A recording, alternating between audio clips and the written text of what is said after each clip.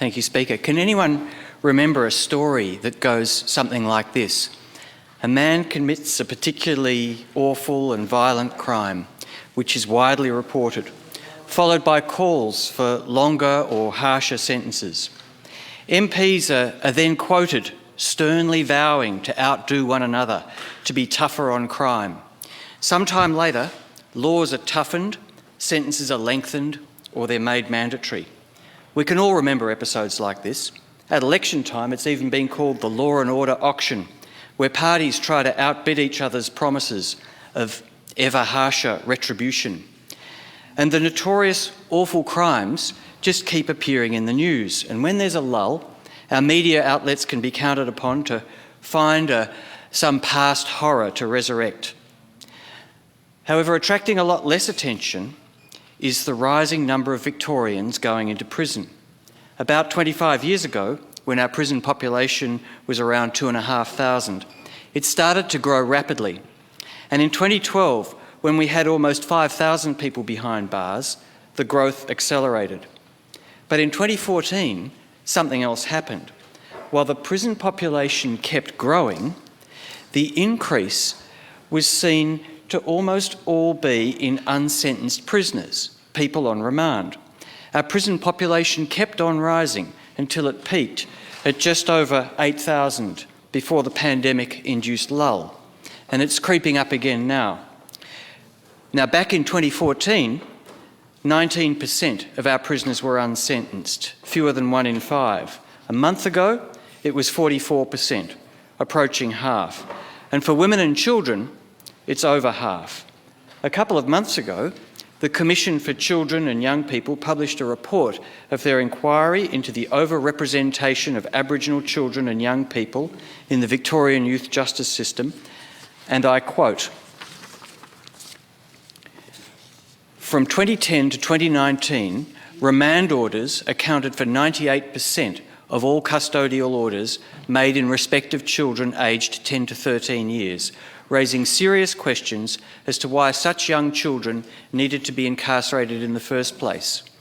Now, in 2019, 100% of those orders were for remand, and 1 in 3 of those orders was for the detention of an Aboriginal child.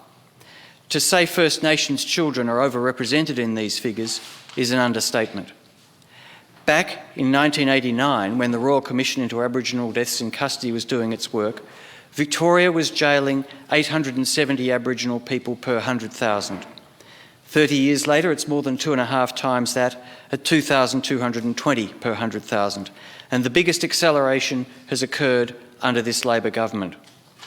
And that's the thing about this growth in unsentenced prisoners. The more vulnerable in our community are the most affected. The awful crimes that drive our tough-on-crime policies are committed by men. But it's women, children and our First Nations people who are most affected, and the scars last more than a lifetime. They can be handed down across generations. Many of these members of our community are already suffering homelessness, mental illness, intellectual disability, addiction, and often some combination of these. Many have experienced trauma, and we traumatise them again in prison. So what are we doing here? Do we really mean to punish these people in this way for minor, often repeated offences? Or are we really punishing them for the ghastly offence committed by a man who dominated the media cycle for too long?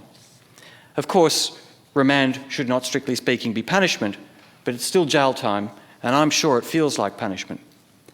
Clearly, more than one factor is driving this growth in unsentenced prisoners. Our public housing waiting list is over 100,000. We're desperately short of addiction treatment beds, and our mental health system has been underfunded for years. But ask any criminal lawyer, and they'll point you to one driver that stands out: our recently tightened bail law. So what happened to our bail law? Let's briefly return then to one of those stories. After the awful Burke Street massacre, our bail law was amended by this Andrews Labor government in 2017 and again in 2018, to the point where it is trapping ever-growing numbers of minor offenders like quicksand in prison. People charged with any one of a long list of offences are now no longer entitled to bail, and the onus is now on them to prove that it's okay for them to remain out of prison until their day in court. This is easier for a wealthy white male with a great lawyer, but an Aboriginal woman, for example, relying on under-resourced legal aid, will almost certainly be remanded.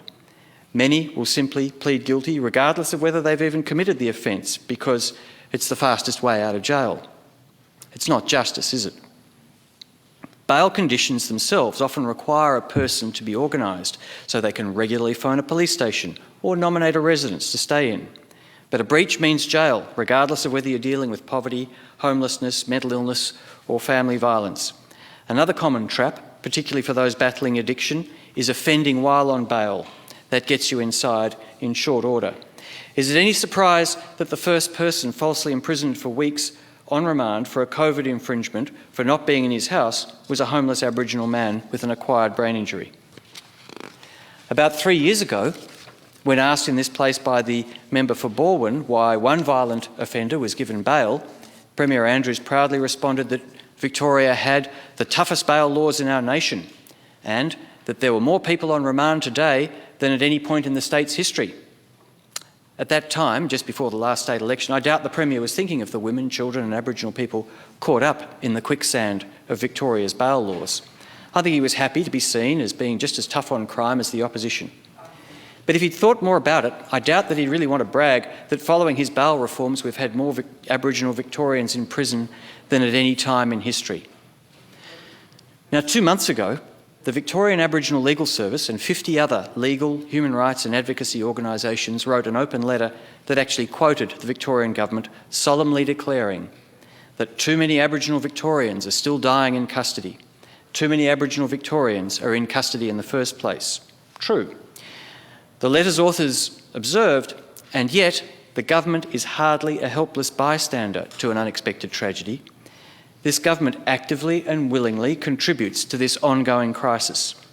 They went on to say, the letter's authors, your bail laws inappropriately restrict the granting of bail to Aboriginal people, and they demanded that the Victorian government immediately begin the process of implementing the necessary legislative reforms to undo the failed policy of its punitive bail laws, which disproportionately impact on Aboriginal people, especially women, many of whom are victim survivors of domestic and family violence.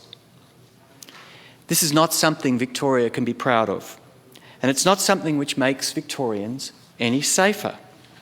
Imprisoning people charged with minor offences brutalises them. Young people are introduced to criminal peer groups. Many are re-traumatised.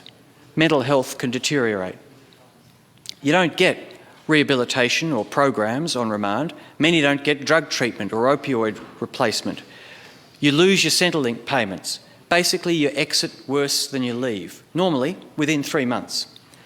So it should come as no surprise that reoffending rates are rising and that of prisoners released in the financial year 2017-2018, 44% were back in prison within 2 years. Add to that 10% who were back on community orders. So that's 54%. More than half our prisoners are sentenced for reoffending within 2 years, and the trend is getting worse. If prison is our best cure for offending, it's not working very well.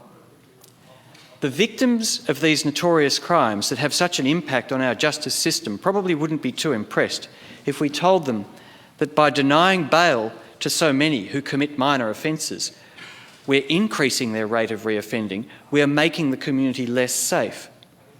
And we're doing it on a grand scale because the total number of unsentenced prisoners, over 3,000 today, is just a snapshot representing part of a much larger number when you add up all the people who go in and out of jail in a single year. That's because many spend just a few weeks in prison before release, either because the court decided that they didn't require a prison sentence or because they've served enough time already. 40% will be released either on time served or with no eventual custodial sentence. 60% will be released in under 3 months. And this is costing us a fortune. We've spent around $130,000 to house a prisoner for a year, over $500,000 for a child in youth detention, $1.6 billion every year at a rate of investment that is rising faster than spending on healthcare under this government. That would pay a lot of rent. It would pay for addiction beds or mental health care. But we're spending it on running a very expensive system. This, of course, doesn't include the billions spent building and expanding new prisons, such as the planned expansion of the Dame Phyllis Frost Centre to fit more women into the system. I don't believe the government really wants to put ever-growing numbers of vulnerable people into pre-trial detention. But it may be that the government feels it has backed itself into a corner by making bail so hard to get and by making a virtue out of this. So how do we solve this? Well, one group cries out for particular attention. Children aged under 14 would not be going to court at all, let alone prison, in the great many countries in the world with a higher age of criminal responsibility than Australia. Children's brains are still developing at this age. Locking children up during these crucial years increases their risk of subsequent depression and self-harm. It results in school failure and it fractures family relationships. Reoffending rates are over 80% in children remanded under this age of 14. This group needs more than bail reform. Victoria must raise the age of criminal responsibility without delay. The AMA is calling for it, the paediatricians, Amnesty and the Law Council. Now, Victoria has a good story to tell about this, as we're jailing smaller numbers of children in this age group every year. Diversion programs are working. We know what we need to do to keep these kids out of prison. The Greens have second read a bill in the other place to raise the age of criminal responsibility, and I urge the government to support it or to introduce their own. What else should we do? Let's come back to that letter from the Victorian Aboriginal Legal Service and numerous others, and I only have time to acknowledge a few of these co-authors for their work campaigning for law reform.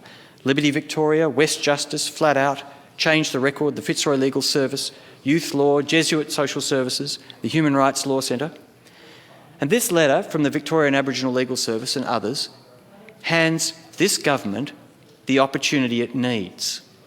It's an opportunity to listen and to demonstrate that the government's listened and to respond. And there's only one way to respond. The government must reform our bail law so that the default position is for an accused person to be entitled to bail unless the court finds that they pose an unacceptable risk of endangering the public, of failing to attend court, or of interfering with a witness. We should abolish the reverse onus tests recently added to our bail law. Now, the government may prefer to tinker with reform, but the Greens bill, soon to be second read in the other place, replaces the existing bail provisions with a single test of unacceptable risk, which will provide a real solution. And if the government takes this approach, it will show that they've listened to the voices advocating for Aboriginal people and for women and for the many other vulnerable people who have hitherto been collateral damage in a battle that just got way out of hand. And that would be a fitting response to the letter from the Victorian Aboriginal Legal Service and their many supporters. Thank you.